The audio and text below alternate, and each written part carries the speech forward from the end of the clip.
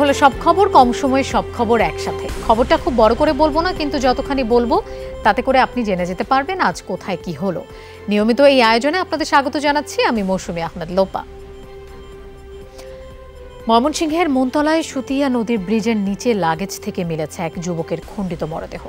হত্যার পর 4 টুকরো করা হয় মরদেহটিকে। রক্তে ভেজা বালিশ সহ আশপাশে পাওয়া গেছে আরও বেশ কিছু আলামত, যা বিশ্লেষণ করে পুলিশ প্রাথমিকভাবে ধারণা করছে হত্যার পর গ্লাভস পরে ধারালো যন্ত্র দিয়ে টুকরো টুকরো করা হয় মরদেহ। পুলিশ জানায় নিহত যুবকের নাম সৌরভ। তিনি রাজধানীর একটি বেসরকারি বিশ্ববিদ্যালয়ের শিক্ষার্থী। হানি ট্র্যাপ ব্যবহার করে কোনো ফ্ল্যাটে ডেকে এনে হত্যাকাণ্ডটি ঘটানো হয়েছে বলে ধারণা করছে পুলিশ। যেহেতু বালিশের মধ্যে কাটার দাগ ছিল, গলা যেভাবে জবাই করা হয়েছে বালিশের মধ্যে দাগ ছিল, তার মানে কি তাকে হয়তো বালিশ চাপা দিয়ে শোয়ানো হয়েছে, শ্বাসরোধ করে পরে জবাই করা হয়েছে। বডি যে ড্রেস আপ, এতে মনে হচ্ছে সে যথেষ্ট সাজগোজ করে কোথাও গিয়েছিল, কিন্তু আবার লাগেজ ছিল। এই যে সবকিছু প্রস্তুতি, আবার তার পায়ে মোজা পড়া, আমরা খোঁজার চেষ্টা করছিলাম সে এই ধরনের হত্যাকাণ্ডের মোটিভটা কি, এটা কি কোনো হানি ট্র্যাপ ছিল কিনা বা কোনো স্বার্থের দ্বন্দ্ব ছিল কিনা। বগুড়ার একটি আবাসিক হোটেলে মা ও শিশু সন্তানকে নির্মমভাবে গলা কেটে হত্যা করেছে বাবা। মরদেহ রেখে পালিয়ে যাবার সময়ে আটক হয় অভিযুক্ত আজিজুল। স্বীকারোক্তিতে জানায় শিশুপুত্রকে হত্যার পর খণ্ডিত মাথা ফেলে দিয়েছে করতোয়া নদীতে। স্বজনরা জানান 2 মাসের ছুটি শেষে শনিবার কর্মস্থল ফেরার কথা ছিল আজিজুলের। শপিংয়ের কথা বলে স্ত্রী সন্তানকে নিয়ে শ্বশুরবাড়ি থেকে বের হন তিনি। রাত 10টাতেও বাসায় না ফেরায় আজিজুলের কাছে খোঁজ খবর নেয় পরিবার। স্বজনদের অভিযোগ, হোটেল কক্ষে স্ত্রী সন্তানকে হত্যার পর শহর জুড়ে তাদেরকে খোঁজার নাটক করে আজিজুল। পরদিন হোটেল থেকে সটকে পড়ার চেষ্টা করলে আজিজুলকে আটক করে পুলিশে দেয় হোটেলের লোকজন। মার্কেট করে কেনাকাটা করে দিয়ে অটো তুলে দিছে, অটোওয়ালার নাম্বার নিছে, নেওয়ার পরে ওই মেয়ে আর বাসায় ফেরত যায়নি। জামাইকে একসাথে নিয়ে রাতের ভোর 5টা পর্যন্ত খুঁজছি, সে আমাদের সাথে। আমরা বারবার যখন থানায় যেতে চাই সে যাবে না। তার কথা যে হচ্ছে থানায় গেলে আমি অল্প বয়সে বিয়ে করছি, চাকরির আমার সমস্যা হবে। কি কারণে সে তার স্ত্রী এবং সন্তানকে এইভাবে হোটেলে কক্ষে এনে তাদেরকে ঠান্ডা মাথায় পরিকল্পিতভাবে হত্যা করলো, নিশ্চয়ই তদন্তের মাধ্যমে সেটি বেরিয়ে আসবে। এদিকে 3 জেলায় আরও 3 জনের মরদেহ উদ্ধার করেছে পুলিশ। পাবনার ঈশ্বরদীতে স্বামীর ছুরিকাঘাতে খুন হয়েছেন গার্মেন্টস কর্মী স্ত্রী। সকালে ঈশ্বরদী পিজেড গেট এলাকায় এই ঘটনা ঘটে। পুলিশ জানায় পারিবারিক কলহের জেরে এই হত্যাকাণ্ড। নিহতের নাম রিনা খাতুন। মরদেহ ময়নাতদন্তের জন্য পাবনা জেনারেল হাসপাতাল মর্গে পাঠানো হয়েছে। অভিযুক্ত স্বামীকে আটক করেছে পুলিশ। এছাড়া গোপালগঞ্জের কোটালীপাড়ায় এক নারীর গলাকাটা মরদেহ উদ্ধার করেছে পুলিশ। নিহতের নাম পরিচয় জানা যায়নি। ঠাকুরগাঁওয়ে উদ্ধার হয়েছে এক ব্যক্তির ঝুলন্ত মরদেহ। লুডো খেলাকে কেন্দ্র করে বিরোধের জেরে 29 মে মধ্যরাতে রিকশা চালক আলমগীর ফকিরকে হত্যা করে আরিফ হোসেন। চট্টগ্রামে বন্দর থানা পুলিশের হাতে গ্রেফতারের পর হত্যাকাণ্ডের রোমহর্ষক বর্ণনা দিয়েছেন ঘাতক। তাকে ধরার মধ্য দিয়ে উদ্ঘাটিত হয় মধ্যরাতে রিকশা চালক হত্যাকাণ্ডের রহস্য। ঘাতক জানান পুলিশকে সে জানিয়েছে ভিকটিম ও খুনি দুজনই পূর্ব পরিচিত। লুডো খেলাকে কেন্দ্র করে সপ্তাহখানেক আগে আরিফকে মারধর করেন নিহত রিকশা চালক আলমগীর। এর বদলা নিতেই এই হত্যাকাণ্ড। এ ঘটনায় বন্দর থানায় হত্যা মামলা দায়ের করেছে নিহতের ছেলে মিরাজ। সন্দেহ হলো যে এই মোবাইলে কিভাবে নতুন একটা সিম হলো, সেই নাম্বারটা আমরা অ্যানালাইসিস করি, সেই নাম্বারে সিডি অ্যানালাইসিস করি এবং লোকেশন দিয়ে আমরা আমাদের সন্দিগ্ধকে গ্রেপ্তার করি। ছেলে দিয়ে মাথায় আঘাত করি, বুকে আঘাত করছে। মাথায় আঘাত করার পর কি হয়েছিল? না, উনি যখন মাথায় আঘাত করার পর আমি যখন ওখান থেকে চলে যাব ওই সময় উনি জীবিত ছিলেন, কিন্তু পরবর্তীতে আমি যাওয়ার পরে উনি মারা গেছেন আমি জানতাম না। ভিকটিম অপেক্ষাকৃত বয়স্ক ব্যক্তি, সেক্ষেত্রে পার্শ্ববর্তী লোকজন বলছে ঠিক আছে তুমি এখন মারধর করো না, এটা মাফ করে দাও এই ধরনের, কিন্তু সে ওই রাগটা পুষে রাখে। চট্টগ্রামের সীমান্তবর্তী এলাকায় প্রতিপক্ষের গুলিতে এক ইউপিডিএফ সদস্য নিহত হয়েছে। পুলিশ জানায় শনিবার রাতে ছাল্লাচর দুর্গম পাহাড়ি এলাকায় গোলাগুলির শব্দ শোনা যায়। গোলাগুলিতে নিহত হয় ইউপিডিএফ সদস্য আনুমং মার্মা। এ ঘটনা আহত হয় 2 জন। স্থানীয়দের অভিযোগ, প্রতিপক্ষের লোকজনই হামলা করেছে। ইউপিডিএফ এর খাগড়াছড়ি জেলা সংগঠক অঙ্গ মার্মা জানায় নিহত আনুমং সাংগঠনিক ছুটিতে বাড়িতে গিয়েছিলেন। ইউপিডিএফকে দমাতে একের পর এক হত্যাকাণ্ড ঘটছে বলে দাবি তার। বিদেশে থাকলেও বেনজিরের বিচার চলবে, দোষী সাব্যস্ত হলে দেশে ফিরতেই হবে তাকে। এতে সরকার কোনো ছাড় দেবে না বলে জানিয়েছেন আওয়ামী লীগের সাধারণ সম্পাদক ওবায়দুল কাদের। দুপুরে আওয়ামী লীগের ধানমন্ডি কার্যালয়ে সংবাদ সম্মেলনে তিনি এসব কথা বলেন। অর্থ পাচার নিয়ে কথা বলতে হলে বিএনপি নেতাদের আগে তারেক রহমানের দুর্নীতি নিয়ে কথা বলার পরামর্শ দেন ওবায়দুল কাদের। বলেন, চোরের রাজা মহারাজা বিএনপি। তারেক রহমানের দুর্নীতি অর্থ পাচারের মাধ্যমে 2001 সালে যা প্রাতিষ্ঠানিক রূপ পায়। ওবায়দুল কাদের আরও বলেন, যে দলের প্রধানের বিরুদ্ধে দুর্নীতি অর্থ পাচারের অভিযোগ রয়েছে তারা কখনো জনগণের কল্যাণে কাজ করতে পারে না।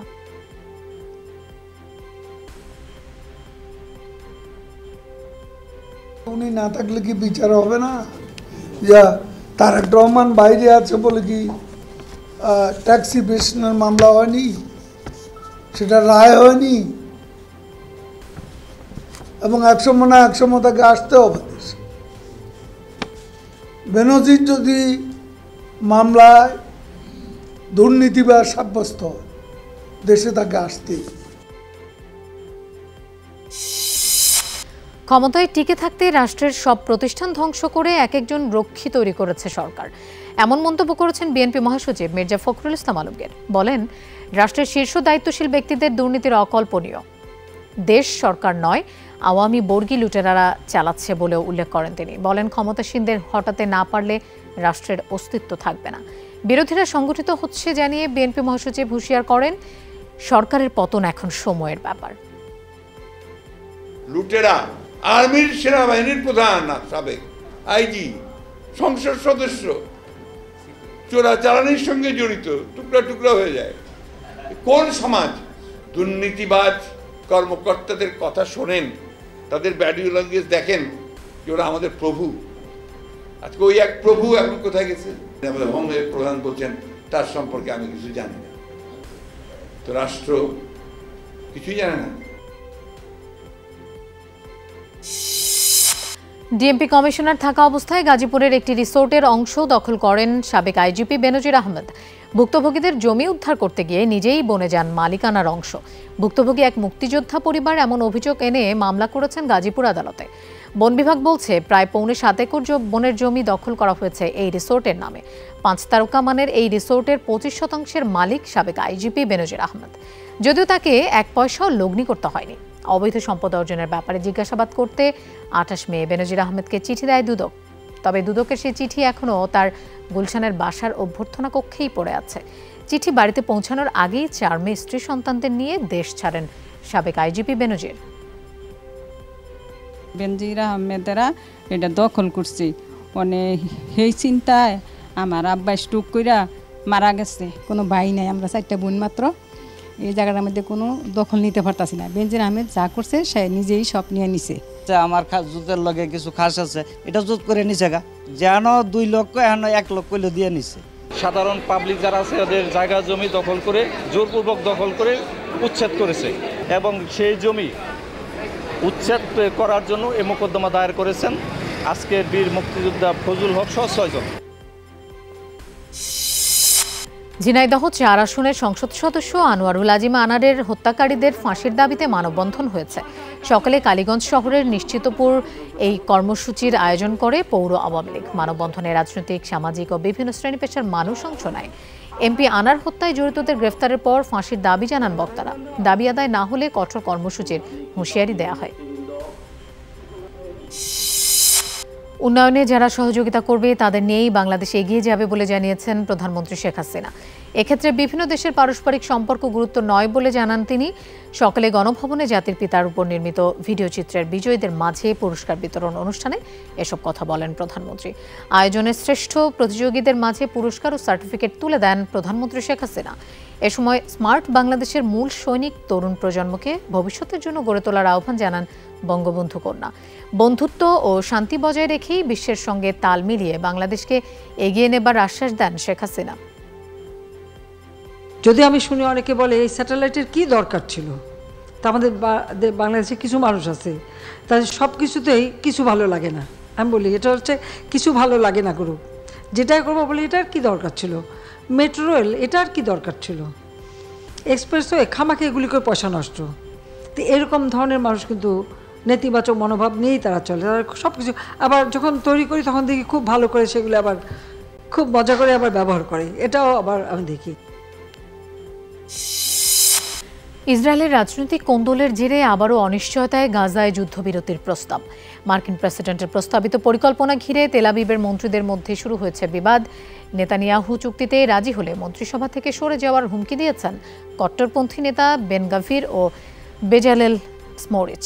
বেকায়দায় পরিস্থিতিতে নেতানিয়াহু হামাস নির্মূল না হওয়া পর্যন্ত স্থায়ী যুদ্ধবিরতির পথে না হাঁটার ঘোষণা দিয়েছেন।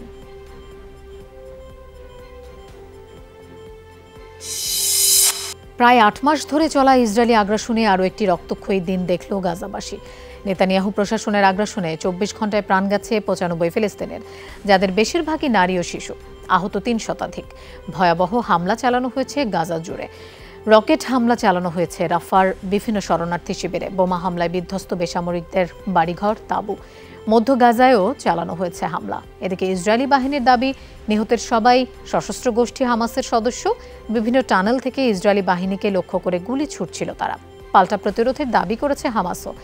জানায় বিস্ফোরক ছুড়ে ধ্বংস করা হয়েছে বেশ কয়েকটি ইসরায়েলি ট্যাঙ্ক ও সাঁজোয়া যান। ইসরায়েলি সেনাদের লক্ষ্য করে ছোড়া হয়েছে মর্টার শেল ও বোমা। দিন দিন আরও ভয়াবহ হচ্ছে গাজার দুর্ভিক্ষ পরিস্থিতি। খাবারের অভাবে প্রতিদিনই প্রাণ যাচ্ছে অসহায় গাজাবাসীর। বেশি ভুগতে হচ্ছে শিশু ও বৃদ্ধদের। শিগগিরই পর্যাপ্ত পরিমাণ ত্রাণ প্রবেশ নিশ্চিত না করতে পারলে আরও ভয়ানক হবে পরিস্থিতি। সম্প্রতি এক বিবৃতিতে সতর্ক করেছে জাতিসংঘ। জানানো হয়, অক্টোবরের তুলনায় গেল কয়েক মাসে উপত্যকায় ত্রাণ প্রবেশ কমেছে প্রায় ৭০%, যেখানে এপ্রিলেও দিনে প্রায় ২০০ ট্রাক ত্রাণ ঢুকত উপত্যকায়, সেখানে গেল মাসে উপত্যকাটিতে ত্রাণের ট্রাক ঢুকেছে মাত্র ৫৮টি।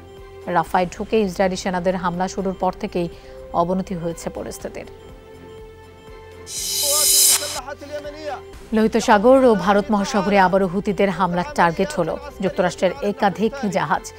শনিবার ৬ দফা অভিযানের দাবি করেছে ইয়েমেনের গোষ্ঠীটি। শনিবার এক বিবৃতিতে মুখপাত্র ইয়াহিয়া সারে জানান, ২৪ ঘন্টায় দ্বিতীয়বারের মতো বড় ধরনের হামলার শিকার হয় মার্কিন নৌযান।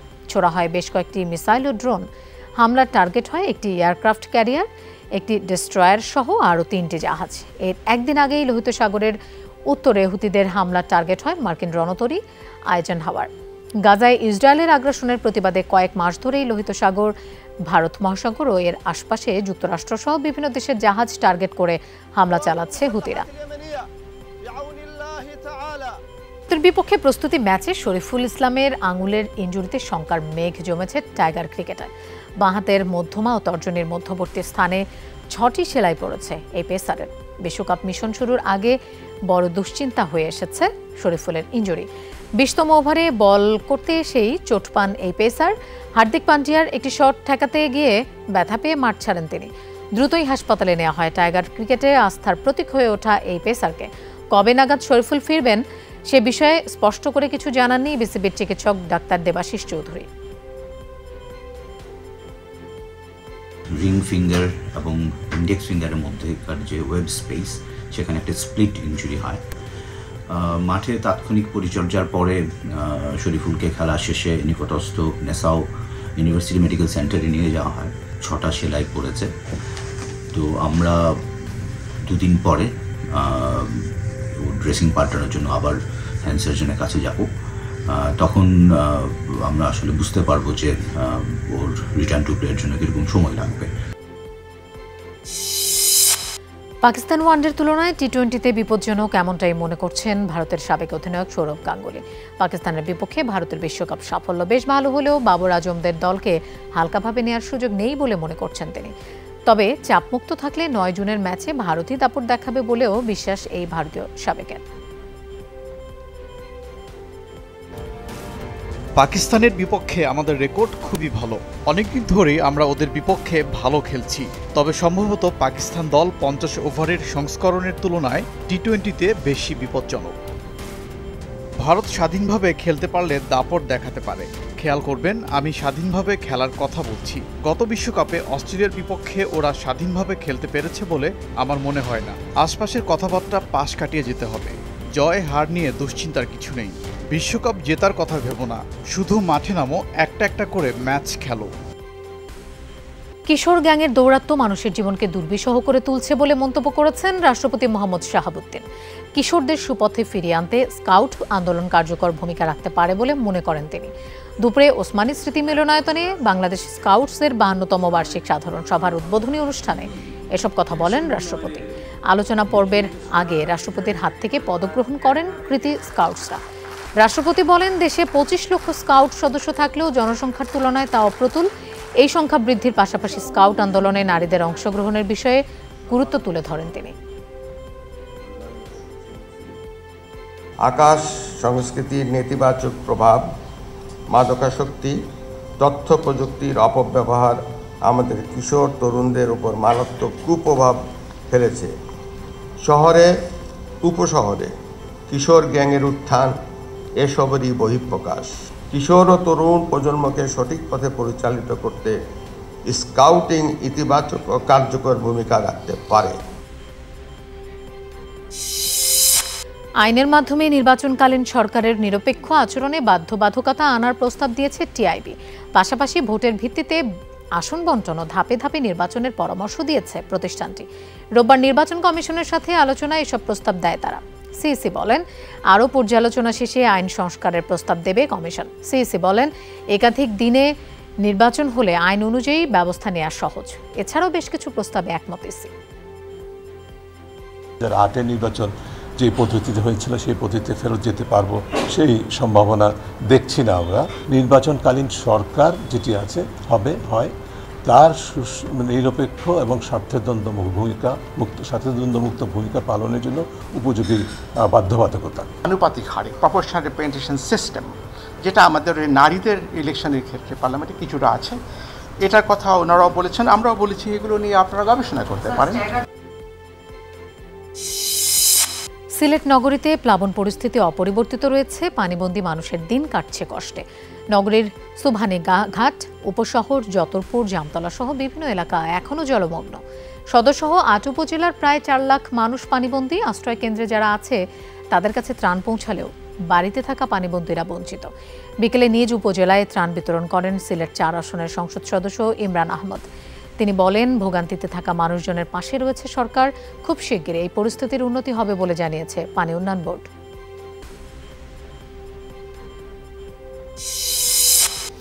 প্লাবন পরিস্থিতির খবর জানবো। আমরা দেখতে পাচ্ছি ইতিমধ্যে আমাদের সাথে সিলেট থেকে যোগ দিয়েছেন মাহবুবুর রহমান রিপন। গোয়াইনঘাটের বন্যা পরিস্থিতি কি অবস্থা? পানিবন্দী মানুষের কাছে ত্রাণ সহায়তা ঠিকমতো পৌঁছেছে কিনা?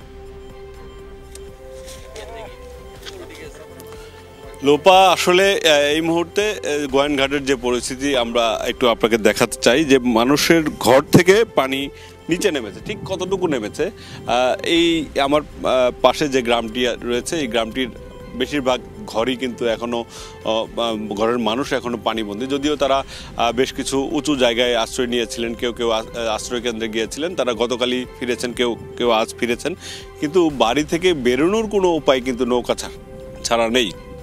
সেক্ষেত্রে তাদের যারা নিম্ন আয়ের মানুষ, তারা যদি কাজ না করতে পারেন তাহলে হয়তো তাদের সেখানে যদি সরকারি ত্রাণ সহায়তা না পৌঁছায় তাদের জন্য দুর্বিষহ হয়ে উঠবে।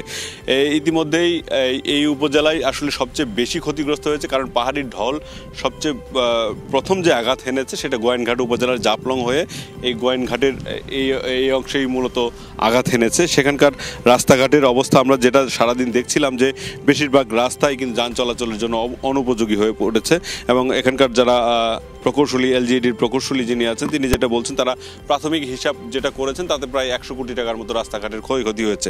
এবং যে পরিমাণ ক্ষয়ক্ষতি হয়েছে সেটা খুব যে দ্রুত বাস্তবায়ন করা যাবে, দ্রুত সেগুলো সংস্কার করা যাবে সেরকম কিন্তু না। ভয়াবহ রকমের ক্ষয়ক্ষতি হয়েছে এবং সেখানে নতুন করে রাস্তা করা, নতুন করে ব্রিজের যে দুই পাশের অ্যাপ্রোচ আছে সেগুলো তৈরি করতে হবে। সেটা করতে হলে আসলে কতদিন সময় লাগবে সেটা নিশ্চয়ই বোঝা যাচ্ছে। এবং এই মানুষের যে ভোগান্তি রয়েছে সেটা, এই ভোগান্তি আসলে কতদিন চলবে সেটা এখানকার মানুষ আসলে বুঝে উঠতে পারছে না। যে সকল জায়গায় রাস্তা ছিল, ভালো রাস্তা ছিল, সে সকল মানুষ কিন্তু এখন নৌকায় যাতায়াত করছে। কেউ একটু অংশ গাড়ি দিয়ে যাচ্ছেন, তারপর নৌকায় গিয়ে আবার রাস্তার ওপারে উঠছেন যেখানে ভাঙা অংশ রয়েছে। এই যে ভোগান্তি সেটা আসলে অবর্ণনীয়। লোপা, রিপন, আপনাকে ধন্যবাদ আমাদের সাথে যোগ দেওয়ার জন্য। ঘূর্ণিঝড় রিমালের আঘাতে দেশের ২০ জেলায় ৬,৮৮০ কোটি টাকার ক্ষয়ক্ষতি হয়েছে বলে জানিয়েছেন দুর্যোগ ব্যবস্থাপনা ত্রাণ প্রতিমন্ত্রী মোহাম্মদ মহিবুর রহমান।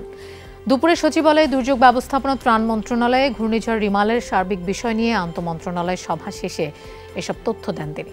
জানান, জলোচ্ছ্বাস ও ঝড়ে ১৬ জনের প্রাণহানি ঘটেছে।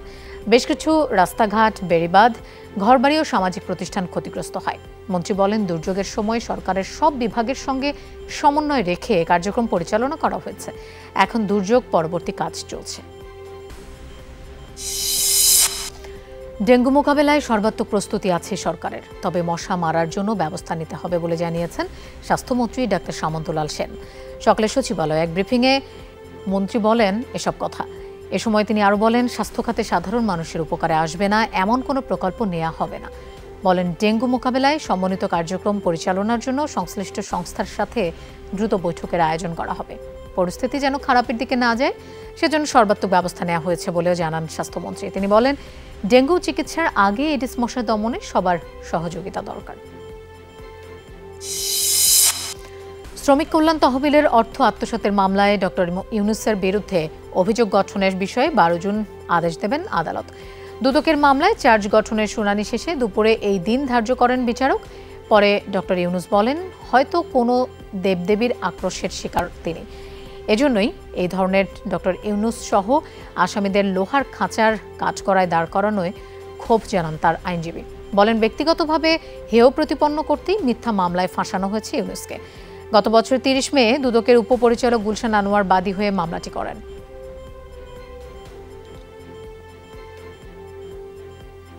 ঘটনার মধ্যে কোনো সত্যতা তো নাই, যে জিনিস দিয়েছিলাম সেটার জন্য আমাকে অভিযুক্ত করা হচ্ছে, অনেক টাকা মেরে দিয়েছি ইত্যাদি ইত্যাদি। অভিযোগ আসছে আমার বিরুদ্ধে এবং আমার সহকর্মীদের বিরুদ্ধে। তারা অভিশাপের একটা অংশ। এই মামলাটা হাইকোর্টে ছিল, হাইকোর্ট এটা গ্রহণ করেছে, গ্রহণ করে বলেছে যেহেতু দুই পক্ষ আপোষ হয়ে গেছে, মামলা চালানোর কোনো বিষয় নাই।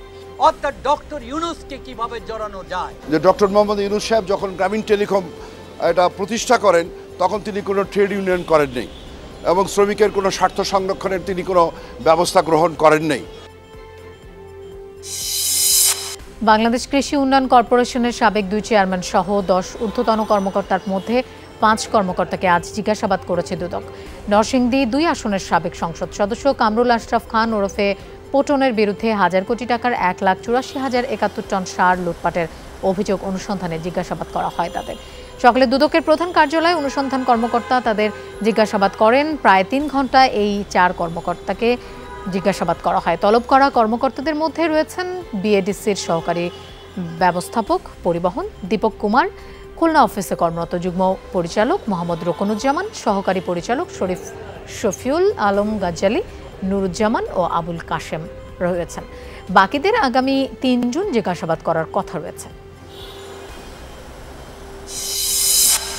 ইসরায়েলে আবারও বিক্ষোভকারীদের সাথে সংঘর্ষ হয়েছে পুলিশের। শনিবার রাজধানী তেল আবিবে ঘটে এই সংঘর্ষ।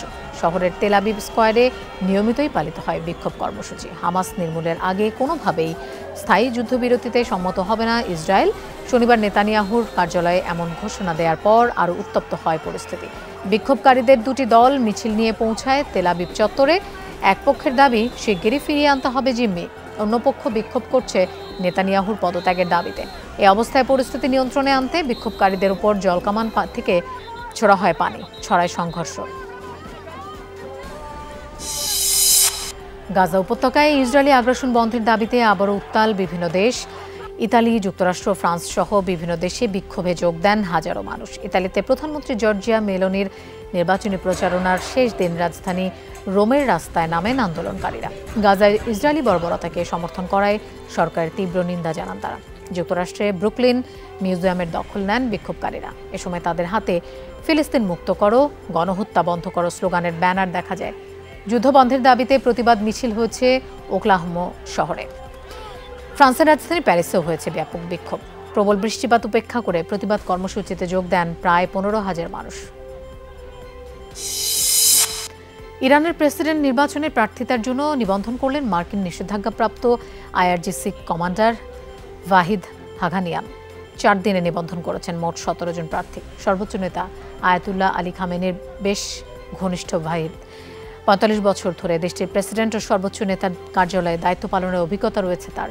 2019 সালে মার্কিন নিষেধাজ্ঞা আরোপ হয় তার বিরুদ্ধে। হেলিকপ্টার দুর্ঘটনায় নিহত প্রেসিডেন্ট ইব্রাহিম রইসির উত্তরসূরি নির্বাচনে বৃহস্পতিবার থেকে শুরু হয় প্রার্থী নিবন্ধন। অন্যান্য প্রার্থীদের মধ্যে রয়েছেন পার্লামেন্টের ডেপুটি স্পিকার মাসুদ পাজেশেকিয়ান, কট্টরপন্থী আইন প্রণেতা আলী রেজা জাকানি ও সাবেক স্পিকার আলী লারিজানি।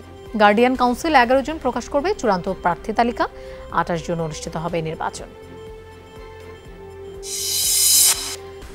ইরানের প্রেসিডেন্ট নির্বাচনে প্রার্থী হচ্ছেন দেশটির আলোচিত সাবেক প্রেসিডেন্ট মাহমুদ আহমাদিনেজাদ। ইরানের স্থানীয় সংবাদ মাধ্যম জানায় নির্বাচনের প্রার্থী হতে এরই মধ্যে নিবন্ধন করেছেন তিনি। 2005 সাল থেকে 2013 সাল পর্যন্ত টানা 2 দফায় দেশটির ক্ষমতায় ছিলেন 67 বছর বয়সী এই নেতা। এর আগে ছিলেন তেহরানের মেয়র। ক্ষমতায় থাকাকালীন যুক্তরাষ্ট্রসহ পশ্চিমাদের কট্টর সমালোচক হিসেবে পরিচিত ছিলেন তিনি। দেশের পারমাণবিক কর্মসূচির পক্ষেও ছিল আহমাদিনেজাদের জোরালো অবস্থান। গত 2 নির্বাচনে তাকে অযোগ্য ঘোষণা করা হয়েছিল। এবারও চূড়ান্ত বাছাইয়ে টিকতে তাকিয়ে থাকতে হবে গার্ডিয়ান কাউন্সিলের সিদ্ধান্তের দিকে। আগামী অর্থবছর থেকে মধ্যবিত্তদের জন্য ভর্তুকি মূল্যে দেয়া হবে টিসিবির পণ্য। 10,000 স্থায়ী দোকানের মাধ্যমে বিক্রি করা হবে খাদ্য সামগ্রী। সকালে রাজধানীর মিরপুরে জুন মাসে টিসিবির পণ্য বিক্রি কার্যক্রমের উদ্বোধন করে একথা জানান বাণিজ্য প্রতিমন্ত্রী আহসানুল ইসলাম টিটু। তিনি জানান এর মাধ্যমে ঈদের আগেই সারা দেশে 1 কোটি পরিবারের মাঝে নিত্যপণ্য বিক্রি করবে সরকারি সংস্থাটি। প্রতিমন্ত্রী বলেন, বর্তমান বিশ্ব পরিস্থিতি এবং পরিবহন খরচের কারণে পণ্যের দাম নিয়ন্ত্রণ করা কঠিন হয়ে পড়েছে। তবে এবার ধানের ভালো ফলন হওয়ায় চালের দাম বাড়বে না। আমরা যদি দোকান স্থায়ী হয়ে যায় তাহলে আমাদের প্রায় 10,000-এর মতো একটা নেটওয়ার্ক তৈরি হবে। সেই নেটওয়ার্কে আমরা কিন্তু শুধুমাত্র এখন তো আমরা দিচ্ছি নিম্নবিত্ত, নিম্ন মধ্যবিত্তের জন্য জানি আমরা ন্যায্য মূল্যে আমরা পণ্যের সরবরাহ করতে পারি। আমাদের সেই পরিকল্পনা আগামীতে আছে। দেশে এমন কোনো পণ্য নেই যা নকল হয় না, এমন মন্তব্য করেছেন ভোক্তা অধিকার সংরক্ষণ অধিদপ্তরের মহাপরিচালক এইচএম শফিকুজ্জামান। সকালে সুনামগঞ্জ জেলা প্রশাসক সম্মেলন কক্ষে মত বিনিময় সভায় ভোক্তার ডিজি বলেন, কসমেটিক থেকে শুরু করে শিশু খাদ্য সবকিছুই নকল হচ্ছে। দেশের ভেতরেই একটি অসাধু চক্র নকল পণ্য তৈরি করছে। এতে বিশ্বের কাছে দেশের সুনাম নষ্ট হচ্ছে বলে উল্লেখ করেন তিনি। যথাযথ তথ্য পেলে এসব বিষয়ে ব্যবস্থা নেওয়া হবে বলেও জানান ভোক্তার মহাপরিচালক। মত বিনিময় সভায় ভোক্তা ও ব্যবসায়ীদের কথা শুনেন তিনি। 17 বছর ধরে চট্টগ্রামে ইসলামী ব্যাংকের লকারে রাখা এক গ্রাহকের 149 ভরি স্বর্ণ হঠাৎ গায়েব, যার বর্তমান বাজার মূল্য প্রায় 1.25 কোটি টাকা। এই ঘটনার জন্য ব্যাংক কর্তৃপক্ষ এবং ভুক্তভোগী গ্রাহক পরস্পরকে দুষছে। তবে কিভাবে স্বর্ণ গায়েব হলো তা বলতে পারছে না কেউ। 3 সদস্যের তদন্ত কমিটি গঠন করেছে ব্যাংক কর্তৃপক্ষ। ভুক্তভোগী নারীর দাবি, 17 বছর ধরে এই ব্যাংকের মাঝারি লকারে গচ্ছিত ছিল এসব স্বর্ণ। নিয়মানুযায়ী কোনো ব্যাংকের মাঝারি আকারের লকার থেকে কিছু খোয়া গেলে ইন্স্যুরেন্স বাবদ গ্রাহক ক্ষতিপূরণ পাবে 2 লাখ টাকা। বড় লকার হলে 3 লাখ এবং ছোট হলে মিলবে 1 লাখ টাকা। রাশিয়ার ভূখণ্ডে হামলার জন্য মার্কিন অস্ত্র ব্যবহারের নিঃশর্ত অনুমতির দাবি তুলেছেন ইউক্রেনের প্রেসিডেন্ট। তার অভিযোগ, হামলার জন্য যেসব শর্ত বেঁধে দিয়েছে পেন্টাগন তাতে খুব একটা লাভ হবে না ইউক্রেনীয় বাহিনীর। গত সপ্তাহে যুক্তরাষ্ট্রের বেঁধে দেয়া শর্ত অনুসারে পেন্টাগনের সরবরাহ করা অস্ত্রের মধ্যে নির্দিষ্ট কিছু মডেল দিয়েই হামলা চালাতে পারবে কিয়েভ। হামলার এলাকাও ঠিক করে দিয়েছে পেন্টাগন।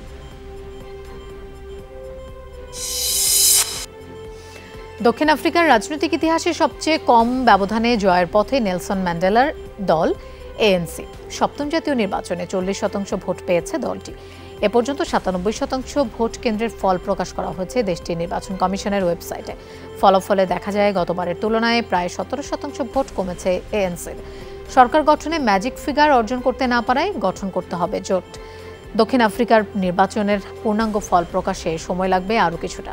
দেশটিতে 1994 সাল থেকে একক সংখ্যাগরিষ্ঠতা পেয়ে সরকার গঠন করে আসছে এএনসি। 2019 সালের নির্বাচনেও 57% বেশি সমর্থন পেয়েছিল দলটি। চাঁদের অদেখা অংশ দক্ষিণ মেরুতে সফলভাবে অবতরণ করেছে চীনের মহাকাশযান চাংও 6। রোববার স্থানীয় সময় সকাল 6টা 23 মিনিটে চাঁদের মাটি স্পর্শ করে ক্রুবিহীন মহাযানটি। উদ্দেশ্য মূল্যবান পাথর ও মাটি সংগ্রহ করা। পৃথিবী পৃষ্ঠের বিপরীত দিক থেকে থাকা চাঁদের দক্ষিণ মেরু নিয়ে কৌতূহলের শেষ নেই গবেষকদের। অন্ধকার সেই জায়গাটি সাউথ পোল এইটকেন বেসিন নামে পরিচিত। কর্তৃপক্ষ জানিয়েছেন জায়গাটি থেকে এরই মাঝে চাঁদের প্রাচীনতম কিছু পাথর সংগ্রহ করতে পেরেছে চাংও 6। 1 মাস আগে 3 মে নতুন মিশন শুরু করে মহাকাশযানটি। আগেও চাঁদের এই অন্ধকার অপরপৃষ্ঠের ভূতাত্ত্বিক গঠনের তথ্য সংগ্রহে মহাকাশযান পাঠিয়েছিল চীন। 2030 সালের মধ্যে চাঁদে মানুষ পাঠানোর পরিকল্পনা করছে দেশটি। বঙ্গবন্ধু কাপ আন্তর্জাতিক কাবাডি শেষ 4-এর প্রথম ম্যাচে থাইল্যান্ডকে 41-18 পয়েন্টে হারিয়ে আসরের ফাইনাল নিশ্চিত করেছে বাংলাদেশ। এই নিয়ে টানা চতুর্থবারের মতো ফাইনালে উঠল লাল সবুজের প্রতিনিধিরা। ম্যাচের প্রথমার্ধে 23-08 ব্যবধানে এগিয়ে প্রতিপক্ষকে চাপে রাখে বাংলাদেশ। দ্বিতীয়ার্ধেও অসহায় আত্মসমর্পণ থাইল্যান্ডের। শেষ পর্যন্ত 3টি লোনাসহ 41-18 পয়েন্টের জয় ফাইনালের টিকিট নিশ্চিত করে বাংলাদেশ। ম্যাচ সেরা হয়েছেন অধিনায়ক আরদুজ্জামান মুন্সি। সোমবার আসরের ফাইনালে বাংলাদেশের প্রতিপক্ষ হবে কেনিয়া ও নেপালের মধ্যকার বিজয়ী দল। আমরা মনে করছিলাম এটাই আমাদের ফাইনালের মতো, যেহেতু নকআউট পর্বের খেলা, এটা হেরে গেলেই তো বাদ। তো থাইল্যান্ডকে আমরা কিন্তু অনেক ভালো টিম মনে করেছিলাম, এত ভালো আমরা খেলতে পারবো সেটা আমার ধারণা ছিল না। তো শুরু থেকেই ম্যাচ আমাদের নিয়ন্ত্রণে ছিল, আমাদের সবাই ভালো খেলার কারণে আমরা এত সহজ জয় পেয়েছি। কিন্তু থাইল্যান্ড কিন্তু অনেক ভালো টিম। 2014 সালে এশিয়ান গেমসেও কিন্তু আমি ওই দলের সদস্য ছিলাম, থাইল্যান্ডের কাছে আমরা হেরেছিলাম। 2 জেলায় সড়ক দুর্ঘটনায় 3 জন নিহত হয়েছেন। গাজীপুরের শ্রীপুরে ট্রাকের পেছনে পিকআপের ধাক্কায় মারা গেছেন 2 জন। ভোরে ঢাকা ময়মনসিংহ মহাসড়কের জৈনাবাজার এলাকায় এই দুর্ঘটনা ঘটে। স্থানীয়রা জানায় রাজধানীর মোহাম্মদপুরে মাছ ডেলিভারি শেষে ভালুকায় ফিরছিল একটি পিকআপ। জৈনাবাজার রোড ডিভাইডার এলাকায় পৌঁছালে পিকআপটি তার সামনে ট্রাককে ধাক্কা দেয়। এতে ঘটনাস্থলেই মারা যায় পিকআপ চালক চঞ্চল রায়। স্থানীয়রা আহত রিপন ও মামুনকে হাসপাতালে নিলে চিকিৎসক রিপনকে মৃত ঘোষণা করেন। এছাড়া রংপুর নগরীর উত্তম হাজিরহাট এলাকায় মহাসড়কে পারাপারের সময় ট্রাক চাপায় এক শিশুর মৃত্যু হয়েছে। আহত নানীকে রংপুর মেডিকেলে ভর্তি করেছে স্থানীয়রা।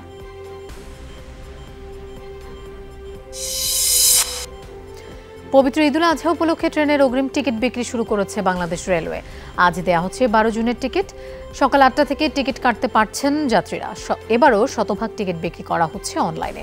বরাবরের মতো ঈদের আগে 5 দিনের ট্রেনের টিকিট বিক্রি করা হবে। এছাড়া পূর্ব ও পশ্চিমাঞ্চলে ভাগ করে 2 সময়ে ট্রেনের আসন বিক্রির সিদ্ধান্ত নিয়েছে রেলওয়ে।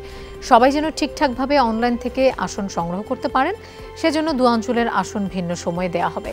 পশ্চিমাঞ্চলের আসন বিক্রি শুরু হয় সকাল 8টা থেকে, আর পূর্বাঞ্চলের আসন বিক্রি শুরু হয় দুপুর 2টায়। এবার ঢাকা থেকে বহির্গামী ট্রেনের আসন থাকবে 33,500টি। রেলওয়ে থেকে জানানো হয় 12 জুন থেকে ঈদের আগের দিন পর্যন্ত আন্তনগর Nilsagar Chilahati express cantonment station থেকে চলাচল করবে। তবে এই ট্রেন বিমানবন্দরে থামবে না। চাঁদ দেখার উপর নির্ভর করে বিক্রি করা হবে 17, 18 ও 19 জুনের টিকিট।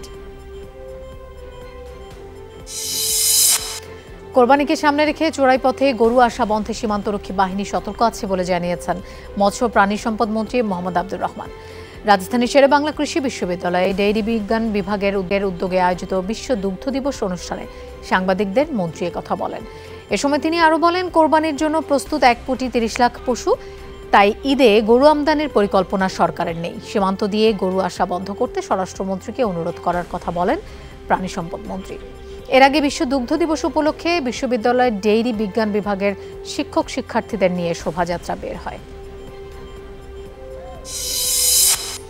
বাংলাদেশ জরিপ অধিদপ্তর এবং জাইকা বাংলাদেশের যৌথ উদ্যোগে establishment of national infrastructure for Bangladesh শীর্ষক সেমিনার অনুষ্ঠিত হয়েছে। এতে প্রধান অতিথি ছিলেন পরিকল্পনা প্রতিমন্ত্রী মোহাম্মদ শহীদুজ্জামান সরকার। তিনি দেশের টেকসই উন্নয়ন এবং মানসম্মত আর্থসামাজিক উন্নয়নের জন্য এনএসডিআইয়ের গুরুত্ব তুলে ধরেন। পরিকল্পনা প্রতিমন্ত্রী বলেন, এনএসডিআই প্রকল্প বাস্তবায়নের ফলে বাংলাদেশের সকল ডেটা সরবরাহকারী প্রতিষ্ঠানগুলো একই প্ল্যাটফর্মে চলে আসছে। এতে করে খরচ ও সময় দুটোই কমবে। দর্শক, এই ছিল আজকে সব খবরের আয়োজনে। এতক্ষণ সাথে থাকার জন্য ধন্যবাদ সবাইকে।